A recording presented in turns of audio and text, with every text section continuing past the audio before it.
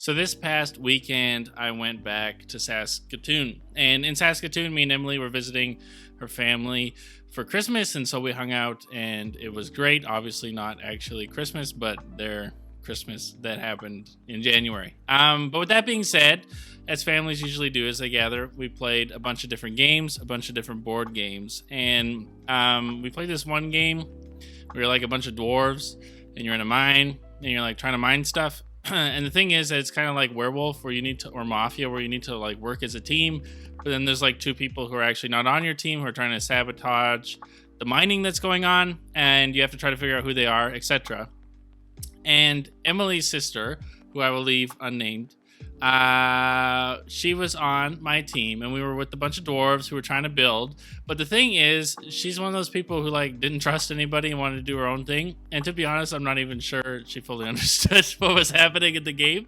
And because of this, and because she didn't want to trust anybody, as the team was trying to work together to get gold, she was secretly sabotaging us, to the point where we actually thought that she must be on the other team, because it seemed like that with the amount of sabotaging she was doing, that it must actually be that she's not on our team. But she was. She just didn't want to trust any of us. And needless to say, if you had her on your team, you were likely going to lose. And when it came to the end of the game and we saw who won out of all of us, she was dead last with absolutely no points, to no one's shock, because she wouldn't trust anybody on her team. And so with all that being said, I want you guys to discuss in your groups, if you can remember, any time in your life where someone wasn't trusting other people and it led to disaster.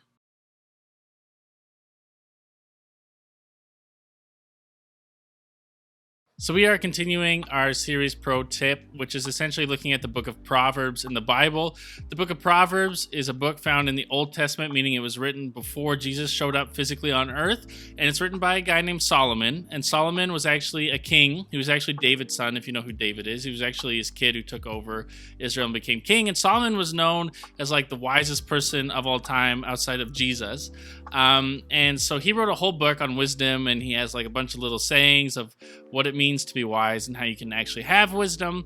And so we talked a little bit about that last week, and then we're going to continue it this week. And this whole week is going to be based on that idea of trust and who you put your trust in. And in fact, my main idea today is this: wisdom comes by trusting and knowing God. So with that, let's dive back into the book of Proverbs, into chapter 3, and it says this: trust in the Lord with all your heart, and do not rely on your own understanding. So what Solomon is saying here is that if you want to be someone who's wise, if you want to be someone who's headed on the right path in life, you need to be someone who trusts God, who doesn't actually lean on your own understanding and your own way of seeing the world and your own way of thinking what's right, but actually putting your faith in God, trusting Him, and trusting that what He says is actually the correct path. It's kind of like bridges, where when you go on a bridge, you have to trust the bridge, and you have to trust that it's not going to break and throw you into the body of water that you're trying to trust. I am terrified of heights, and so I often don't trust bridges. If I am driving over a bridge or walking on one, all I can think about is how much I don't trust the bridge. And what Proverbs is saying here is that that's not what we're supposed to be like. That if you want to be someone who's actually wise, you don't be like me when I look at a bridge and I hesitate to put my foot on it and put my trust in it. That Proverbs is actually saying the wise person sees the bridge, is able to trust it, puts their full trust in it, has confidence in it, and walks on that bridge, and that bridge will lead you to true wisdom. And of course, it's not actually a physical bridge, it's a metaphor for faith, that in your life, there are going to be things that you think are right, or that others tell you are right and the right way to head, and that you actually need to recognize that those things sometimes line up with God and oftentimes they don't, because we are broken people. We have a broken conscience that doesn't always lead us in the right path, and also with that, we're also like not very old. So God's been around for like a million years, and we've only been around for like 2 seconds.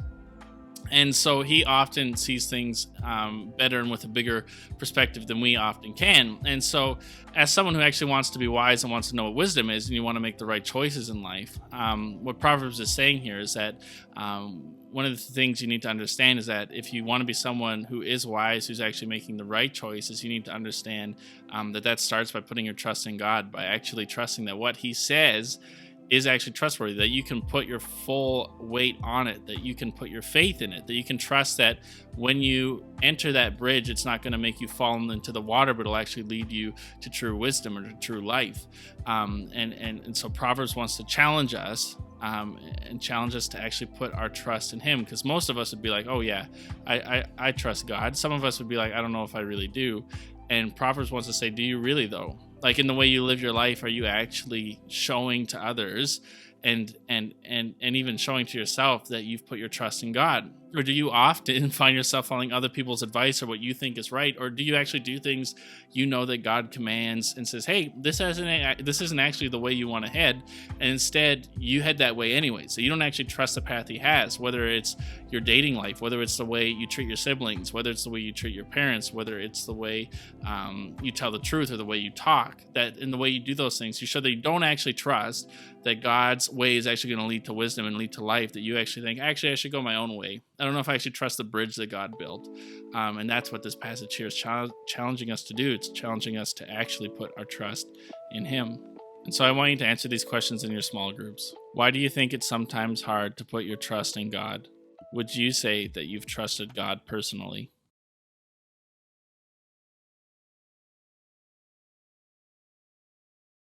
But with that, Proverbs continues and it says this next: in all your ways know Him, and He will make your path straight. So Proverbs just said, hey, put your trust in God. Don't lean on your own understanding. And now it's saying, hey, you also need to know God. And in knowing God, your path will be straight, meaning that the way will be clear. You'll be able to understand fully the way to true life, the way to wisdom. And that's what we're called to do, is to get to know God. And I think for a lot of us, we often would be like, oh yeah, I know God. And we would feel like we know God, and we would say, oh yeah, sure, like I've read my Bible occasionally, like I've maybe been to Sunday school, I kind of have been around church, and I know God. But the thing is, there's a difference between knowing a lot about someone and actually getting to know them. For example, with Emily, who's my wife, I could know a lot of facts about her. I could know that her hair is brown, and that she grew up in North Battleford, and I can know what her favorite color is and all those different things. But it's different to just know a bunch of facts about her and be like, I've occasionally like read a social media post that she made, and then to actually know her, to actually spend time with her, to like take her out for coffee and get to know her and go and do things with her. That there's a difference between that kind of surface level knowing and actually deeply getting to know someone. And what Proverbs is saying here is that the way to life isn't just superficially knowing God. It's not just a surface level knowing, that it's actually a deep knowing, meaning that if you want to actually have wisdom, if you want to have true life, and you want to know the right direction for your life to head in, that you actually need to get to know God, that you need to actually know what He says. You don't need to just be like, oh yeah, I've shown up to Sunday school occasionally, I know a few verses, and I kind of have a vague idea of who God is. That's not really knowing Him. That actually you're called to spend time with Him. You're called to pray, and not just pray for a meal, but actually like spend some time actually talking to God and leaving space and silence for Him to talk back. He doesn't always talk back, but if you never make space for it, how are you ever going to have a conversation? And with that too, the clearest way to get to know God is to actually read the Bible. We just don't read the Bible because it's what Christians do. We read the Bible because through reading the Bible, God says that He'll speak, and He'll speak to us, and we get to know His history and where He's been and what He's done in the world, and then also what He's calling us to. And if you don't want to take the time to get to know God, if you don't want to take the time to find out who He is and to have a relationship with Him and to go beyond just a superficial relationship, then you're not going to know the path to wisdom. You're not going to know the path to life. And it's something that I actually find often with people when they ask me, like, what's God's will for my life? How do I know? That a lot of the things are really basic. And if people actually just took a second to spend some time with God, that a lot of those things would be abundantly clear. Not that God saying a booming voice, you're supposed to go to this college or do this or date this person or whatever.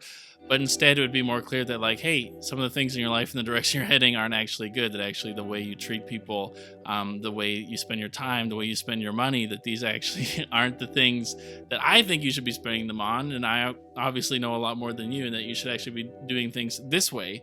That if we actually took the time to get to know him, that we would see more clearly those different areas of our life where we're lacking wisdom, where we're not actually heading toward true life, and we'd be able to correct it and head on that path.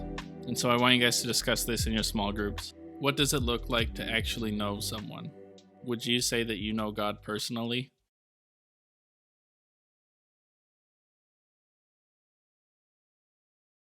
Wisdom comes by trusting and knowing God.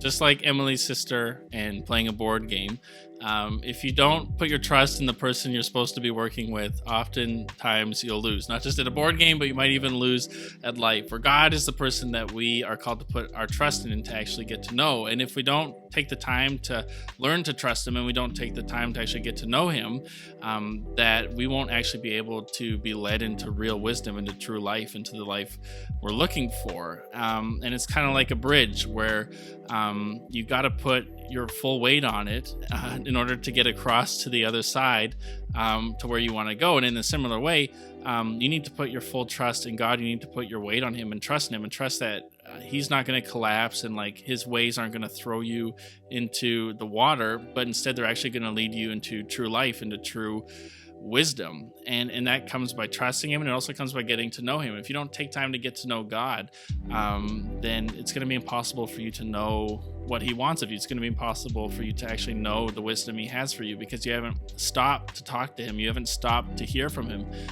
You don't know his word, that the book, the Bible, the book that he inspired, that he spoke through human authors, that he has put that in reach of you so that he could easily communicate with you, that you could know like the whole story of what God's been up to this point, that you could see how you fit into it, that you could see the things he's calling you to, and that those things could become clear. And through a bunch of different things, you get to know him on a deeper level, because wisdom comes by trusting and knowing God. So with that, you guys should pray, take some time to take some prayer requests and pray for one another.